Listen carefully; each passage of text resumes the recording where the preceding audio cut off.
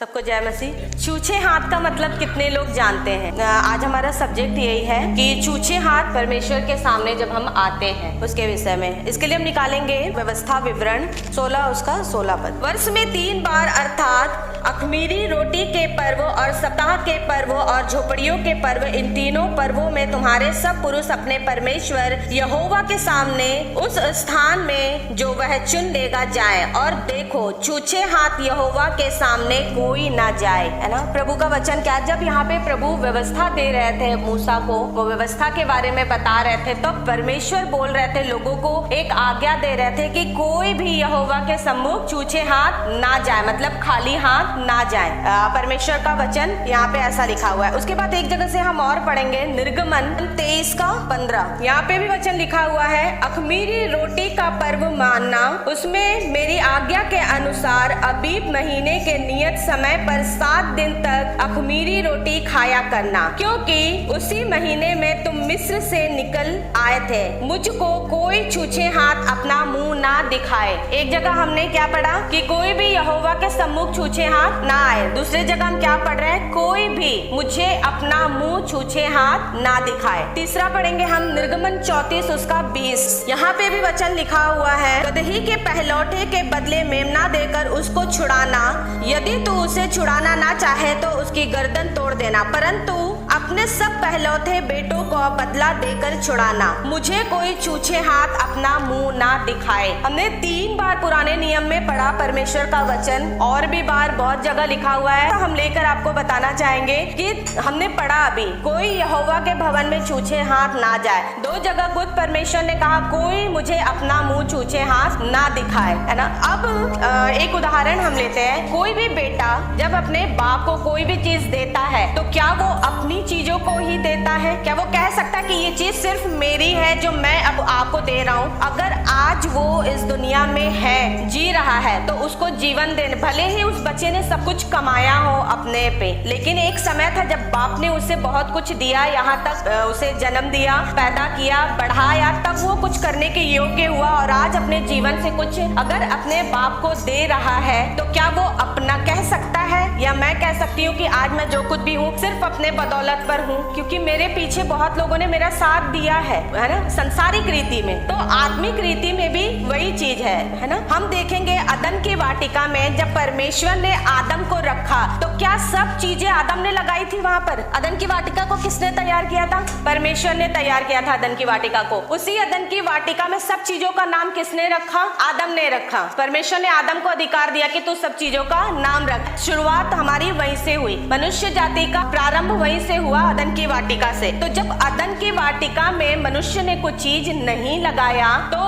हम कैसे कह सकते हैं कि हम जो कमा रहे हैं, जो खा रहे हैं, जो फल उगा रहे हैं, जो पैसे कमा रहे हैं, ये हमारा है? हमारा नहीं है। वो किसका है? परमेश्वर का है। तो जैसे एक बेटा अपने जब बाप को कुछ देता है तो उसका आधार उसका बाप होता है। क्यों? क्योंकि उसने उसे पैदा करके इस जगह खड़ा किया। कुछ ना भी किया हो उसके बाप ने, उसे सिर्फ पैदा ही कर दिया, तो उसका आना किसके साथ हुआ? उसके बाप के कारण उसका इस पृथ्वी पर आना हुआ। इसलिए अगर वो अपने जीवन से, अपने में से कुछ देता है तो वो बाप का ही है। उसी के कारण उसकी आधारशिला वो बाप ही है जिसने उसे दिया, और वो आज अपने बाप को कुछ कर पा रहा है या दे पा रहा है। वैसे ही हम परमेश्वर को कुछ भी दे के, कई बार हम जब प्रभु को देते हैं तो हम सोचते हैं कि हम बहुत कुछ दे दिए, हम इतना देते हैं, हम इतना दान करते हैं, हम इतना पुण्य करते हैं, हम इतना सेवा करते हैं, उस सब का भाग हम अपने आप को बहुत कुछ मानने लगते हैं। लेकिन शुरुआत से ऐसा नहीं है। हम अदन की वाटिका को अपना प्रारंभ, अपना मतलब शुरुआत मानते हैं। तो अदन की वाटिका में आदम ने कुछ नहीं लगाया, आदम ने कुछ भी नहीं लगाया, उसको सिर्फ प्रभु ने वहां पर रखा था कि तू इसकी रखवाली कर और देखभाल कर। हम भी आज जो कुछ भी देते हैं वो हमने नहीं करा। वो प्रभु का वचन एक जगह कहता है ना, तुम वो फल काट रहे हो जिसका तुमने नहीं बोया। हम आज भी वो फल काट रहे हैं, वो रखवाली कर रहे हैं जिसको हमने नहीं बोया। तो आपने किसी से सीखा है, आप तब उस चीज को करते हैं। वो चीज शुरू से चलती आ रही है कि हम सीख कर चीजों को करते आ रहे हैं। मूसा को ये व्यवस्था दे रहे थे और उस समय इजराइल के लोगों को व्यवस्था के बारे में सिखा रहे थे मूसा, तब वो बोल रहे थे, परमेश्वर ने उनसे कहा कि कोई मुझे छूछे हाथ ना दिखाए। कैन और हाबिल के विषय में हम लोग जानते हैं, 2 भाई आदम के बच्चे थे, एक ने अच्छा दान दिया और एक ने कुड़ा करके दान दिया। तो जो हाबिल ने दिया, उसको प्रभु ने स्वीकार कर लिया और कम दान दिया, एक ने एक दिन कुड़कुड़ा के दिया। वो दान वो कहां से दे रहे हैं? उसके बाप ने जो रखवाली करी, आदम ने जो खेती करी, पृथ्वी पर जोता बोया, उसी का भाग तो उनने आगे बढ़ाया और जो उनका भाग उन्होंने उसको संजोया, उत्तम था, वो ले जाकर वो परमेश्वर को दे रहे। क्या कैन और हाबिल ने के लिए अलग से वाटिका लगाया गया था? नहीं, वो वही अदन की वाटिका का हिस्सा परमेश्वर को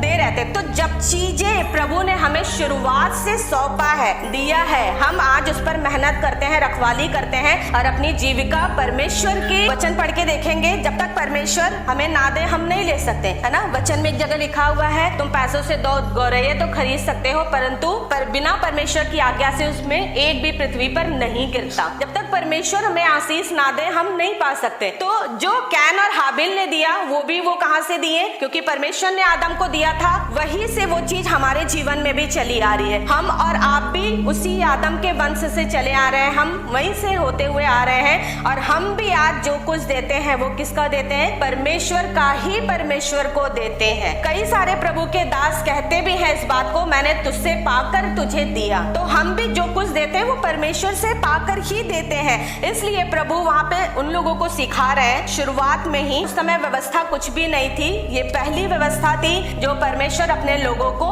दे रहे थे। तब परमेश्वर ने क्या कहा? मुझे कोई छूछे हाथ यहोवा के पास सामने ना जाए। और प्रभु ने क्या कहा? बाकी 2 निर्गमन में हमने पढ़ा 23, 15, 34, 20 में, कोई मुझे छूछे हाथ अपना मुंह ना दिखाए, खाली हाथ। क्यों प्रभु ये चीज कह रहा है? क्या प्रभु हमारे साथ जास्ती कर रहा है? बिल्कुल भी नहीं, क्योंकि उसने हमें पहले ही अदन की वाटिका दी है और अगर उसने हमसे कुछ कहा कि दो तो हमें उसे देना चाहिए। एक बार अगर इस संसार में हम लेते हैं बाप बेटे, अगर बच्चे अपने माँ बाप को कुछ नहीं देते, उनको अपने घर से निकाल देते तो वो कितना बुरा करते हैं। हम में से हर कोई कहेगा कि कैसे बच्चे अपने माँ बाप को इस उम्र में बुढ़ापे में नहीं देख रहे हैं, है ना। एक संसारिक बात बता रही हूँ, हम ऐसे कहते हैं। क्यों? क्योंकि माँ बाप ने उन्हें बड़ा किया, पाला पोसा। क्या हम यही बर्ताव अपने परमेश्वर के साथ नहीं करते? अभी हम आगे इस पे जाएंगे। ये चीज सिखाना चाह रहे कि छूछे हाथ हमें आज्ञा नहीं। प्रभु चाहता है कि हम जब प्रभु के पास आए तो कुछ लेकर आए। वो क्यों? आप नहीं कह सकते कि आपके पास कुछ भी नहीं, क्योंकि प्रभु जानता है कि उसने सब कुछ आप पृथ्वी को बनाकर हमें दिया है। या आज भी हम सब,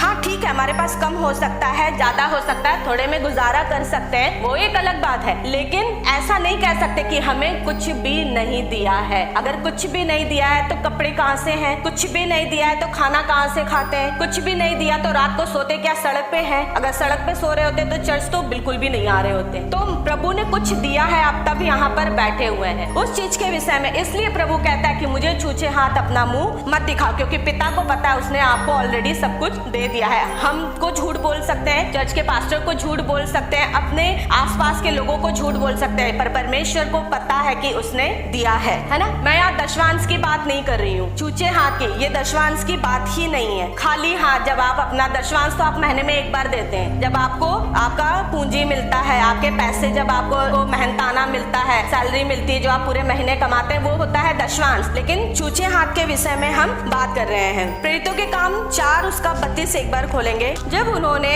विश्वास करने वालों की मंडली एक चित्त और एक मन थी, यहाँ तक कि कोई भी अपनी संपत्ति अपनी नहीं कहता था, परंतु सब कुछ साझे में था। ये उस समय था जब यीशु मसीह के आने के बाद तक ऐसा था कि वहाँ कोई भी अपनी संपत्ति को अपनी संपत्ति नहीं कहता था। आज अगर हमें चर्च से एक बात बोल दिया जाता है कि ये चीज देना है या चर्च में ये काम करना है, ऐसा लगता है कि मतलब हमारी चीजों पे हाथ रखा जा रहा है। लेकिन पहले ऐसा नहीं था। जब यीशु मसीह के साथ रहे चेले लोगों सेवा करते थे तो सब कुछ साझे में था। वहाँ पे हम यहाँ से सीख सकते हैं कि वो एक मंडली, हम कहते हैं चर्च हमारा एक परिवार तो है, पर क्या जब चर्च को परिवार को जरूरत होती है तो क्या हम एक साथ हो पाते हैं, है ना। उन चीजों को हमें देखना है। पहला जब पतरस सेवा करते थे उस समय जो लोग थे वो ऐसा नहीं करते थे। आप बहुत सारे उदाहरण उसमें प्रेरितों के काम में पढ़ सकते हैं। वो सारी चीजों को लाके प्रेरित के पैरों में रखा करते थे। ऐसा नहीं करते, आप मत करिए। लेकिन जहाँ पर कम से कम परमेश्वर ने जो आज्ञा दी है कि आप छूछे हाथ अपना हाथ परमेश्वर को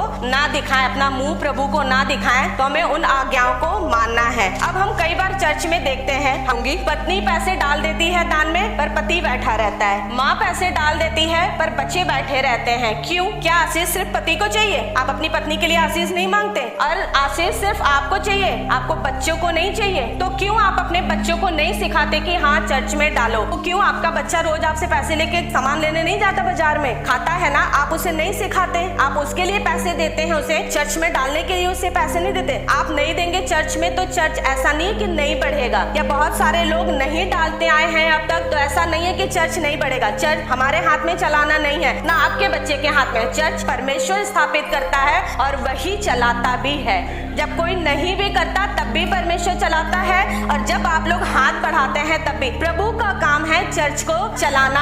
आपको चर्च नहीं मिला था बहुत समय तक, आपकी बात कर रही हूँ। आपको लगता था कि आप चर्च जाएं, आपको एक जगह मिले। आज आपको चर्च मिला है तो आपको अच्छा लग रहा होगा कि नहीं आज मुझे एक बैठने की। जिन्हें नहीं मिला आप उनसे पूछ कर देखिए चर्च की वैल्यू क्या है। वैसे ही बहुत सारे लोग हैं, प्रभु ने आपको चर्च में रखा है, चर्च दिया है, चर्च चलाएगा भी वही अगर आप हाथ नहीं बढ़ाएंगे तो। आगे हम इसके विषय में पढ़ेंगे, लेकिन आपका योगदान क्या है? पृथ्वी में आपका भी एक खाता हो, आपके बच्चों का भी एक खाता हो, आपकी पत्नी का भी एक खाता हो, सबके नाम पॉलिसी हो, सबके पैसे जमा हो, पर स्वर्ग राज्य में सिर्फ पति का खाता हो। एक बात सुन लीजिए, परमेश्वर का वचन कहता है कि कोई पति पत्नी नहीं। अब पत्नी सोचो, पति का खाता तो है स्वर्ग में, पत्नियां कहाँ जाएंगी? क्योंकि स्वर्ग राज्य में पति पत्नी का कोई रिलेशन नहीं है। अब पत्नियों का चर्च है, पति कहाँ जाएंगे? चलो पति पत्नी का हो सकता है क्योंकि वो बड़े हैं। बच्चे कहाँ जाएंगे? क्या बच्चों के बड़े होने पर स्वर्ग राज्य आएगा? ये आप कंफर्म कर सकते हैं? तो बड़े तो खुद को वंचित रख रहे हैं, पर बच्चों को वंचित कौन रख रहा है? आप खुद। इसलिए हर कोई अपने छूचे हाथ प्रभु खुद कहता है। मैंने वचन 3 जगह से एक ही वचन इसलिए पढ़ा,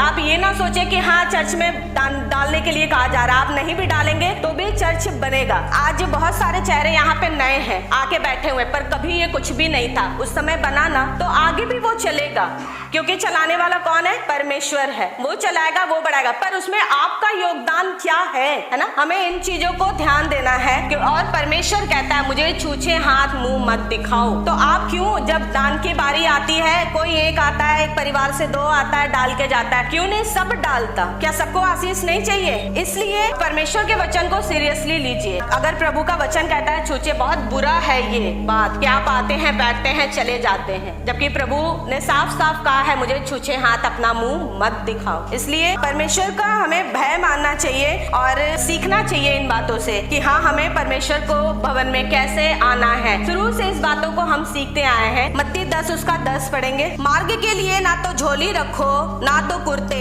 ना जूते, ना लाठी लो, क्योंकि मजदूर को उसकी भोजन मिलना चाहिए। ये परमेश्वर का वचन यहाँ पे लिखा हुआ है, क्योंकि मजदूर को तुम मार्गों के लिए ये सब चीज मत रखो। परमेश्वर कह रहा है अपने लोगों को, क्योंकि मजदूर को उसका भोजन अवश्य मिलना चाहिए। कौन देगा उसका भोजन? अगर आप नहीं देंगे, अब एलिया को देने वाला कोई नहीं था, तो क्या परमेश्वर भी छोड़ दिया? अरे कोई लोग ही नहीं है, मैं इसे कैसे खाना खिलाऊं? उसने कौवे को भेजकर उसे खाना खिलाया। तो जब वो उसको भेज के खाना खिला सकता, तो आप कुछ करें नहीं करें, परमेश्वर हमारे भरोसे नहीं बैठा रहेगा, पर वो सचमुच हमें परखता है कि हम क्या कर रहे हैं। परमेश्वर का वचन यहाँ पे कहता है मजदूरों को उसका भोजन। आप संसार का हम काम करते हैं, हमें नौकरी मिलता है, पैसे मिलते हैं, हमारा मेहनताना मिलता है। तो जब संसार के लोग हमें मेहनताना देता है, और जो परमेश्वर का कार्य करते हैं, जो स्वर्ग राज्य का कार्य करते हैं, उनको क्या रोटी स्वर्ग पिता नहीं देगा? देगा। तो इसलिए हम इस गलत फहमी में नहीं रहे कि जो हम करते हैं उसी के थ्रू आउट होता है या बस वही है। नहीं, परमेश्वर जिसे खड़ा करता है उसे देता है। बहुत सारे लोगों के ऐसे उदाहरण आप सुन सकते हैं, सीख सकते हैं, जिनके पास कुछ भी नहीं था जब वो सेवा के लिए निकले, पर प्रभु ने उनको सब कुछ दिया। परमेश्वर देने वाला है, क्योंकि बुलाया किसने? परमेश्वर ने बुलाया। एक और वचन 1 तीमुथियुस 5 उसका 17 और 18। जो प्राचीन अच्छा प्रबंध करते हैं, विशेष करके वे जो वचन सुनाने और सिखाने में परिश्रम करते हैं, 2 गुने आदर के योग्य समझे जाएं, क्योंकि पवित्र शास्त्र कहता है धावने वाले बैल का मुंह न बांधना, क्योंकि मजदूर अपनी मजदूरी का हकदार है। जो मजदूरी करता है वो अपनी मजदूरी का